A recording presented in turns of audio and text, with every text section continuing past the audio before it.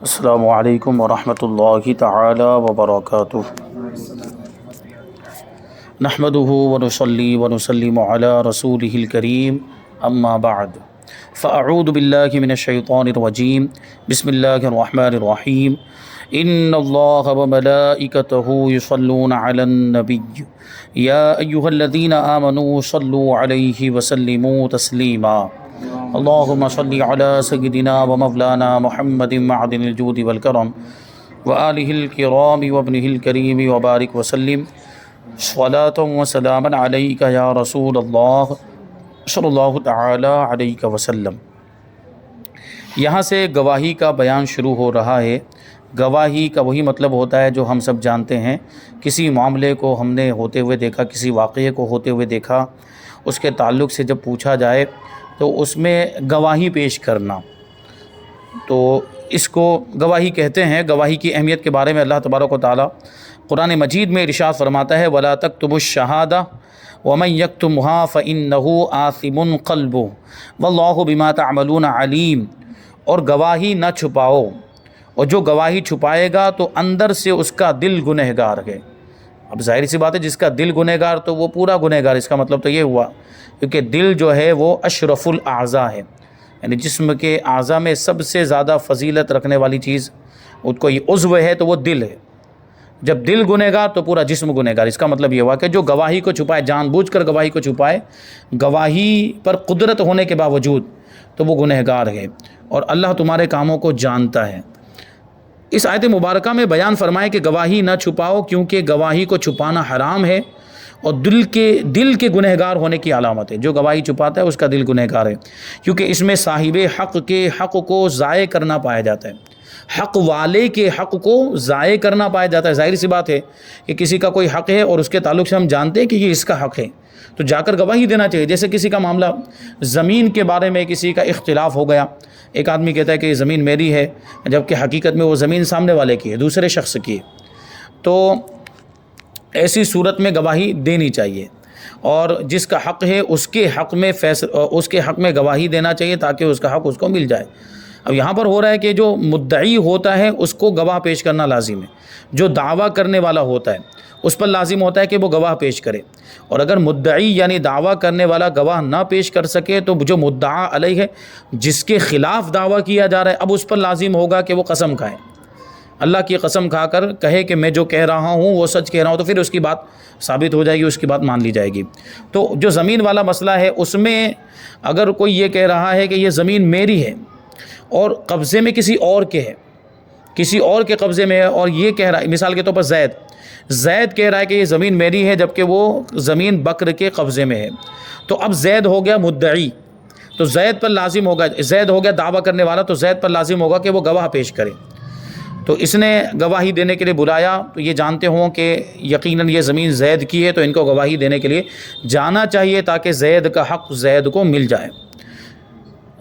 اس میں صاحب حق کے حق کو ضائع کرنا، یعنی گواہی چھپانے میں حق والے کے حق کو ضائع کرنا پایا جاتا ہے، اور گواہی چھپانا گناہ کبیرہ ہے، گواہی چھپانا گناہ کبیرہ ہے۔ چنانچہ حضرت عبداللہ ابن عباس رضی اللہ تعالی عنہما سے ایک حدیث مروی ہے کہ کبیرہ گناہوں میں سے سب سے بڑا گناہ اللہ پاک کے ساتھ شریک کرنا اور جھوٹی گواہی دینا اور گواہی کو چھپانا۔ ابھی سوچیں کہ کبیرہ گناہوں میں سب سے بڑا گناہ تو شرک ہے، اس میں تو کوئی شک ہی نہیں ہے۔ شرک یعنی اللہ تبارک و تعالیٰ کے ساتھ کسی کو شریک کرنا، کسی دوسرے کو خدا ماننا، یا وہ صفات جو اللہ تبارک و تعالیٰ کے ساتھ خاص ہیں ان صفات کو کسی دوسرے کے لیے ماننا، کسی دوسرے کے لیے ثابت کرنا، یا کسی دوسرے کو مستحق عبادت ماننا، یا کسی دوسرے کو واجب الوجود ماننا، یہ شرک ہے۔ تو یہ تو سب سے بڑا گناہ، اس سے بڑا تو کوئی گناہ ہو ہی نہیں سکتا ہے۔ اور اس کے ساتھ ہی سوچیں، گواہی کو چھپانا اور گواہی، جھوٹی گواہی دینا، اس کو شرک کے ساتھ شمار کیا گیا، تو اس سے ہم اندازہ لگا سکتے ہیں کہ گواہی چھپانا اور جھوٹی گواہی دینا کتنا بڑا گناہ ہوگا۔ اب اس کے بارے میں حدیث شریف میں کیا آیا ہے، کہتے ہیں اللہ کے رسول صلی اللہ علیہ وسلم نے فرمایا کہ کیا تم کو یہ خبر نہ دوں کہ بہتر گواہ کون ہے؟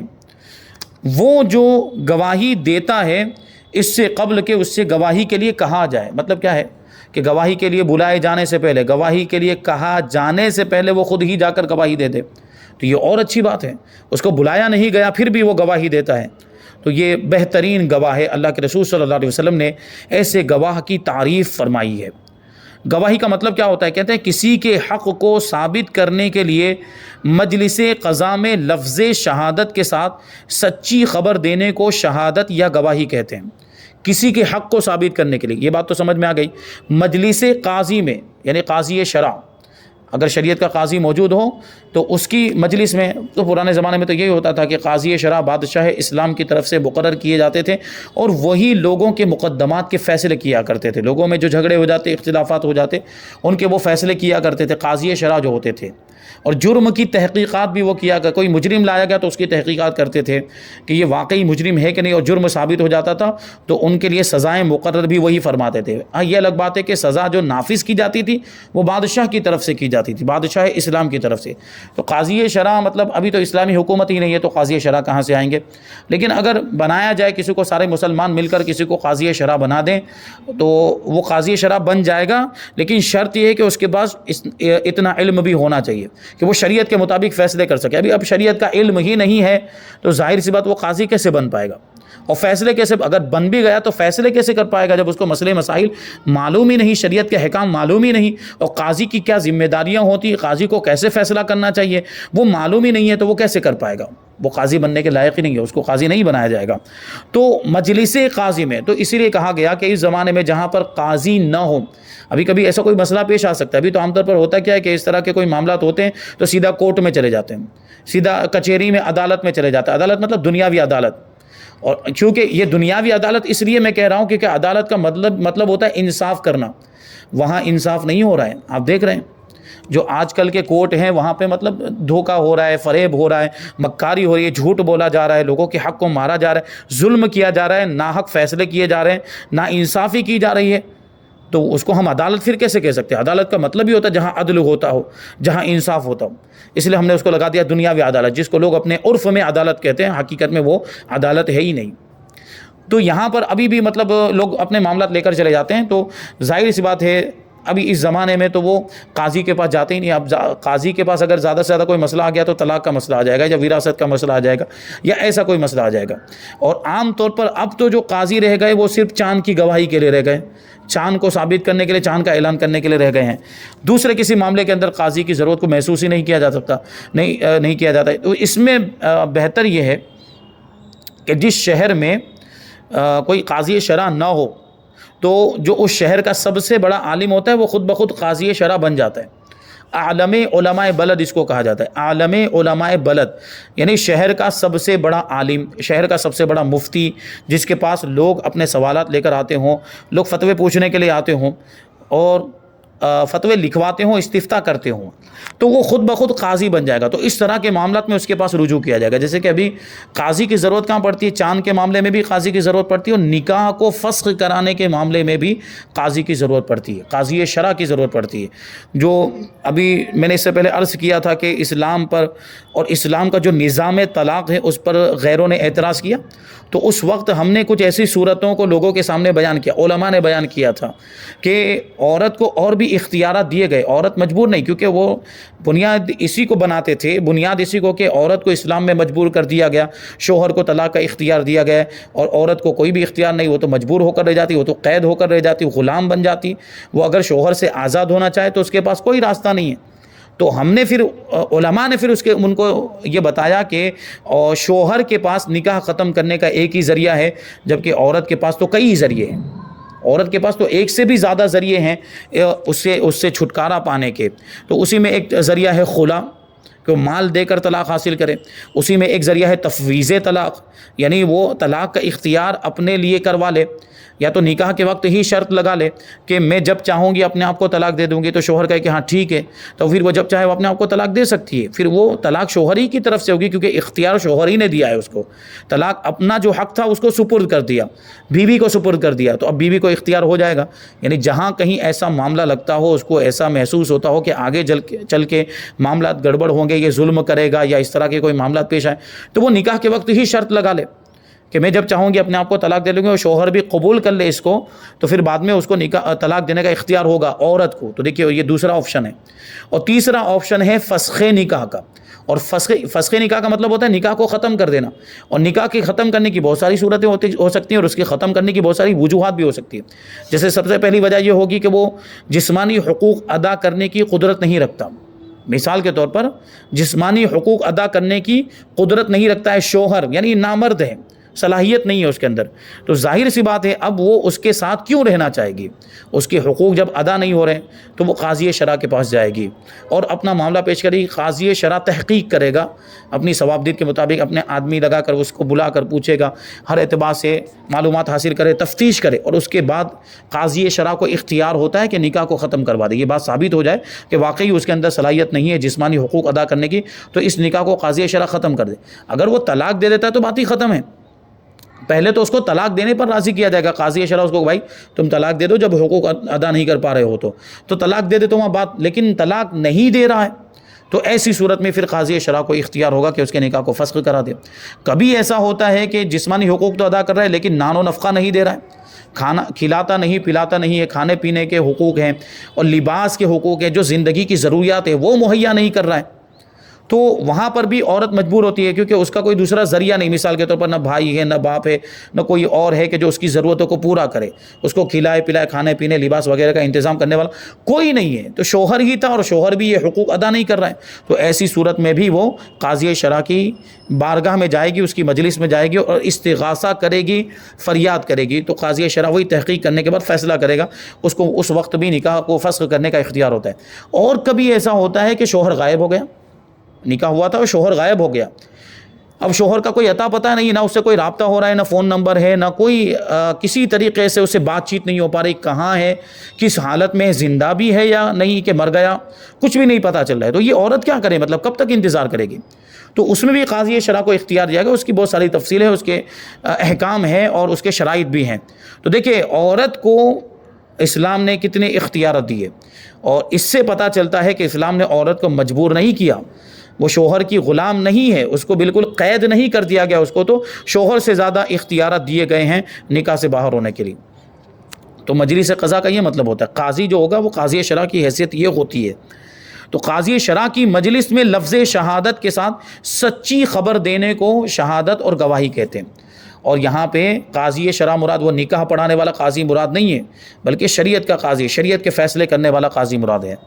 اب گواہی فرض کفایہ ہے، کہتے ہیں شہادت اور گواہی فرض کفایہ ہے، یعنی بعض نے گواہی دے دی تو باقی لوگوں سے یہ گواہی ساقط ہو جائے گی۔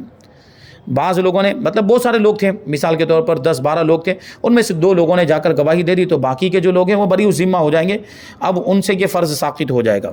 اور 2 ہی شخص ہوں تو پھر فرض عین ہے، کیونکہ گواہی کے لیے 2 لوگوں کا ہونا ضروری ہے، 2 مرد ہوں یا اگر 2 مرد نہیں تو 1 مرد اور 2 عورتیں ہوں اور یہ جا کر گواہی دیں۔ اب 2 ہی مرد موجود ہیں، ان کے علاوہ کوئی ہے ہی نہیں تو پھر فرض عین ہو جائے گا، کیونکہ اب انہی کو جا کر گواہی دینی پڑے گی۔ 2 ہی لوگ گواہ بن سکتے ہیں تو ان پر لازم اور ضروری ہوگا کہ اب گواہی دیں، نہیں دیں گے تو گنہگار ہوں گے، خواہ تحمل ہو یا ادا ہو، یعنی گواہ بنانے کے لیے بلائے گئے ہوں یا گواہی دینے کے لیے بلائے گئے ہوں، دونوں صورتوں میں جانا ضروری ہے۔ اب دیکھیں بہت سے معاملات ایسے ہوتے ہیں جہاں پر گواہ بنایا جاتا ہے، گواہ بنانا ضروری ہوتا ہے، جیسے لین دین کے معاملات ہیں، قرض کے معاملات ہیں، ابھی کسی کو قرض دے رہے ہیں تو وہاں پہ گواہ بنا لینا چاہیے، کیونکہ بعد میں ہو سکتا ہے کہ کوئی انکار کر دے۔ آپ نے کسی کو مثال کے طور پر 1 لاکھ روپے دیے تو 2 آدمیوں کو بٹھائیں، 2 آدمیوں کو سامنے رکھیں، مسلمان سنی صحیح العقیدہ باشرع نمازی ہوں، ایسے لوگوں کو وہاں پہ رکھا جائے اور وہ اس بات کے گواہ بنے کہ اس نے زید نے 1 لاکھ روپے مثال کے طور پر بکر کو دیے، اب وہ اس کے گواہ ہو گئے۔ اب اگر بکر بعد میں انکار کرتا تو زید کیا کرے گا؟ ان گواہوں کو پیش کر دے گا، بھائی ان گواہوں کے سامنے پیسے دیے گئے ہیں، تو پھر وہ اس کا جو دعویٰ ہے وہ ثابت ہو جائے گا، زید کا دعویٰ، اور وہ پیسے پھر بکر سے لے کر اس کو دلائے جائیں گے۔ تو اس طریقے سے بہت سارے معاملات ہوں گے جہاں پر گواہوں کی ضرورت پڑتی ہے، تو ایک ہوتا ہے گواہ بننا اور ایک ہوتا ہے گواہی کو ادا کرنا۔ تو یہ ہوا گواہ بننا، زید 1 لاکھ روپے بکر کو دے رہا ہے تو ان 2 لوگوں کی موجودگی میں دے رہا ہے، تو یہ ان دونوں کو اس نے گواہ بنایا، اس کو تحمل شہادت کہتے ہیں، گواہ بننا۔ اور گواہی ادا کرنا، اس کا کیا مطلب ہو کہ ابھی یہ گواہ بن گئے اور بعد میں ان دونوں کے درمیان اختلاف ہوا، کس کے درمیان؟ زید اور بکر کے درمیان اختلاف ہوا اور دونوں قاضی شرع کے پاس پہنچے، تو قاضی شرع نے زید سے کہا کہ تم اپنے گواہ پیش کرو، تو زید اب ان دونوں کو بلائے گا، اب یہ دونوں وہاں پر جائیں اور گواہی دیں تو اس کو کہیں گے گواہی کو ادا کرنا، یعنی جا کر کہیں گے کہ ہاں زید نے ہمارے سامنے بکر کو 1 لاکھ روپے دیے، تو یہ گواہی کو ادا کرنا ہوگا. تو چاہے گواہی کے تحمل کے لیے یعنی گواہ بننے کے لیے بلایا جائے یا گواہی کو ادا کرنے کے لیے بلایا جائے، دونوں صورتوں میں ان کو جانا ضروری ہوگا. اب آگے گواہی کا رکن بیان کرتے کہ گواہی کا رکن یہ ہے کہ بوقت ادا گواہ یہ لفظ کہے کہ میں گواہی دیتا ہوں. اس لفظ کا یہ مطلب ہے کہ میں خدا کی قسم کھا کر کہتا ہوں کہ میں اس بات پر مطلع ہوا اور اب اس کی خبر دیتا ہوں. اگر گواہی میں یہ لفظ کہہ دیا کہ میرے علم میں یہ ہے یا میرا گمان یہ ہے تو گواہی مقبول نہیں. یعنی کیا مطلب؟ یہ کہنا پڑے گا کہ میں اس پر مطلع ہوا، میں اس کو جانتا ہوں، یہ کہنا ضروری ہے. اگر یہ کہے کہ میرے علم میں یہ ہے یا میرے گمان میں یہ، تو یہ نہیں چلے گا، اس میں شک ہوتا ہے. آج کل انگریزی کچہریوں میں ان لفظوں سے گواہی دی جاتی ہے کہ میں خدا کو حاضر و ناظر جان کر کہتا ہوں، یہ شرع کے خلاف ہے. اس سے پہلے یہ آ چکا ہے کہ اللہ تبارک و تعالیٰ کو حاضر و ناظر کہنا منع ہے. اللہ تبارک و تعالیٰ کو حاضر و ناظر کہنا منع ہے. بہت سے لوگ طلاق ناموں میں بھی لکھواتے ہیں میں خدا کو حاضر و ناظر جان کر یہ ہوش و حواس کی سلامتی کے ساتھ اپنی بیوی کو یہ 3 طلاق دیتا ہوں، اس طرح وہ لکھتے ہیں اندر. تو وہاں پر بھی یہ حاضر و ناظر کا لفظ استعمال نہیں کرنا چاہیے. اللہ تبارک و تعالیٰ کے لیے اگر وہ جو مقصد ہے، جو مفہوم ذہن میں اس کو ادا کرنا چاہتے ہیں، تو اس کے لیے بولا جائے گا شاہد و بصیر. شاہد و بصیر جان کر. شاہد کا مطلب ہی ہوتا ہے دیکھنے والا، بصیر کا مطلب ہوتا ہے دیکھنے والا، اور شاہد کا مطلب ہوتا ہے گواہ. تو یہ لفظ بولا جائے، شاہد و بصیر بولا جائے، حاضر و ناظر نہ بولا جائے. ہاں، حضور پاک صلی اللہ علیہ وسلم کو حاضر و ناظر کہہ سکتے ہیں، لیکن اللہ تبارک و تعالیٰ کو حاضر و ناظر کہنا منع ہے. اس کی وضاحت میں پہلے کر چکا ہوں، کیونکہ ناظر کا ایک مطلب ہوتا ہے یہ ظاہری آنکھ سے دیکھنے والا، جو یہ آنکھ ہے ہمارے جسم کے اندر موجود ہے، جسم کا حصہ ہے. اور اللہ تبارک و تعالیٰ جسم اور جسمانیہ سے پاک ہے، یہ اس آنکھ سے بھی پاک ہے. اللہ تبارک و تعالیٰ کی ایسی کوئی آنکھ نہیں ہے. وہ بھی دیکھتا ہے، ہم بھی دیکھتے ہیں، لیکن ہمارا دیکھنا الگ ہے، اس کا دیکھنا الگ ہے. ہم دیکھنے کے لیے آنکھ کے محتاج ہیں، لیکن وہ دیکھنے کے لیے آنکھ کا محتاج نہیں ہے، تو اس کا دیکھنا الگ ہے. اسی طرح حاضر ہونا، حاضر کا جو لفظ ہے اس کا مطلب ہوتا ہے جسم کے ساتھ موجود ہونا، اور اللہ تبارک و تعالیٰ جسم سے پاک ہے، تو وہ موجود تو ہے لیکن حاضر نہیں ہے. حاضر کا لفظ نہیں بولا جائے گا اس کے لیے. اب آگے گواہی کی شرطیں 2 قسم کی ہیں، ایک شرائط تحمل اور دوسرا ہے شرائط ادا. یعنی گواہ بننے کے شرائط اور گواہی ادا کرنے کے شرائط. تو شرائط تحمل کا مطلب یہ ہے کہ معاملے کے گواہ بننے کی شرطیں، یعنی جب کوئی معاملہ ہو رہا ہو تو اس وقت یہ 3 شرطیں گواہ میں ہونا ضروری ہے. نمبر 1، بوقت تحمل عاقل ہونا، یعنی جب وہ گواہ بن رہا ہے اس وقت اس کی عقل سلامت ہونی چاہیے.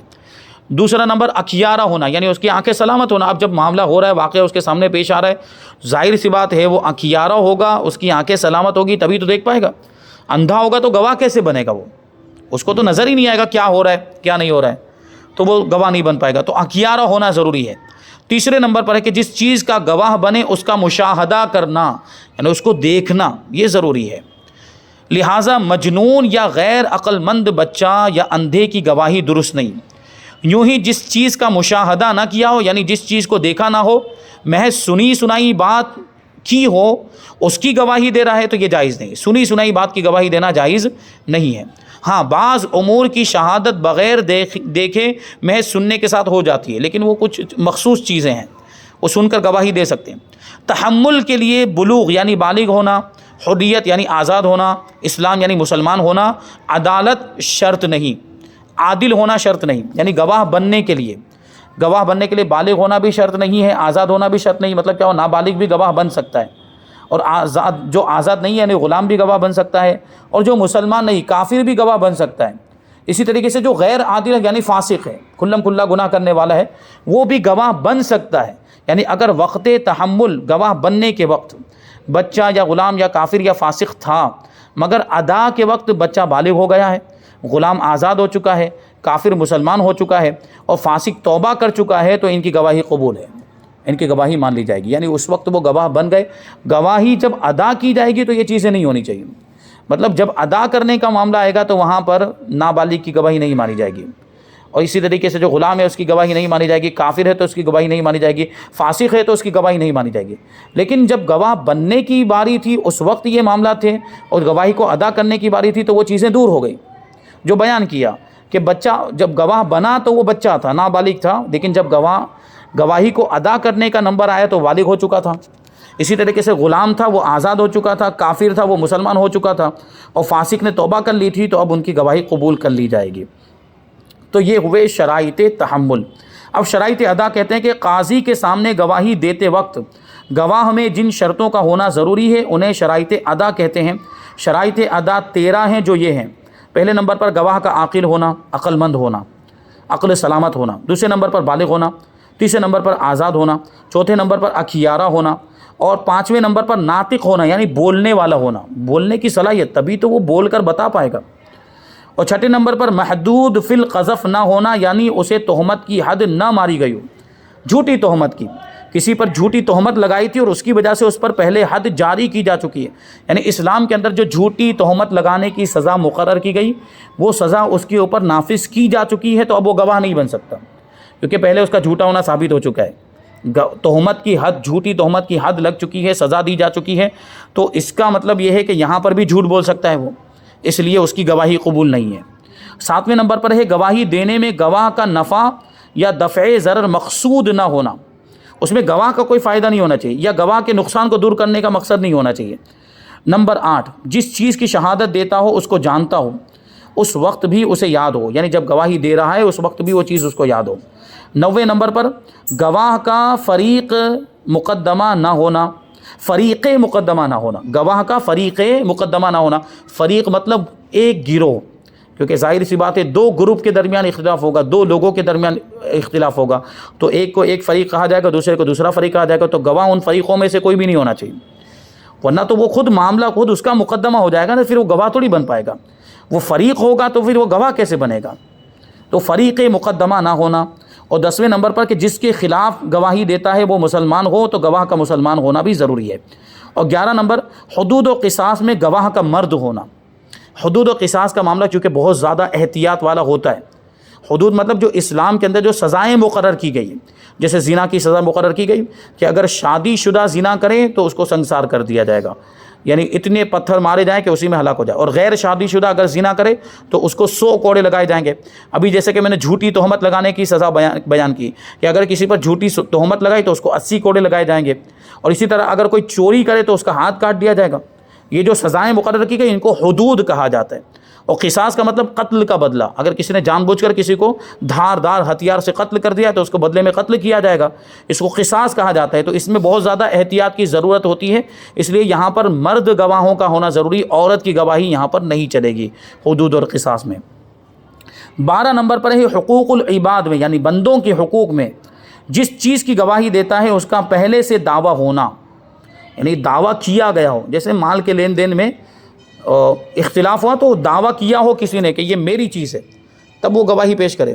میں نے اسی لیے عرض کیا تھا کہ گواہ پیش کرنا کس کی ذمہ داری ہوتی ہے؟ مدعی کی، دعویٰ کرنے والی کی ذمہ داری ہوتی ہے کہ وہ گواہ پیش کرے۔ ابھی دعویٰ کیا ہی نہیں ہے تو پھر گواہ کا کوئی مطلب نہیں ہے، پہلے دعویٰ کرنا پڑے گا کہ یہ چیز میری ہے، اب اس کو ثابت کرنے کی باری آئے گی تو اس کو گواہوں کے ذریعے وہ پھر بعد میں ثابت کرے گا۔ تو پہلے دعویٰ ہونا چاہیے، بعد میں یہ گواہی ہوگی۔ اور 13ویں شرط یہ ہے کہ شہادت کا دعوے کے موافق ہونا، جو دعویٰ کیا گیا گواہی اس کے موافق ہونی چاہیے۔ اب جیسے کہ اس نے زمین کا دعویٰ کیا اور گواہ جا کر وہ 1000 روپے کی گواہی دے رہا ہے، وہ زمین کی بات چل رہی ہے، یہاں پیسوں کی گواہی دے رہا ہے، وہ تو پیسوں کا تو معاملہ ہی نہیں ہے، تو گواہی اور دعوے میں موافقت نہیں پائی جائے گی۔ تو زمین کا دعویٰ کر رہا ہے تو یہ جا کر زمین ہی کی گواہی دے، زمین کے بارے میں ہی گواہی دے، جس چیز کا دعویٰ ہے اسی کی شہادت بھی ہو۔ تو یہاں پر یہ تحمل کے شرائط بھی بیان کر دیے گئے اور ادا کے شرائط بھی بیان کر دیے گئے۔ اب آگے ہے کہ گواہی دینے کے وجوب کی شرطیں، یہ گواہی دینا کب واجب ہوتا ہے، اس کی بہت ساری شرطیں ہیں، اور گواہی کا حکم کیا ہے، اور ایک بہت ہی اہم مسئلہ اس کے تعلق سے انشاءاللہ تبارک و تعالیٰ یہ ساری باتیں آئندہ درس میں شامل کریں گے۔ اللہ تبارک و تعالیٰ کی بارگاہ میں دعا ہے کہ جو کچھ بھی بیان ہوا اس پر ہم سب کو عمل کرنے کی توفیق عطا فرمائے۔ وما علینا الا البلاغ۔ السلام علیکم۔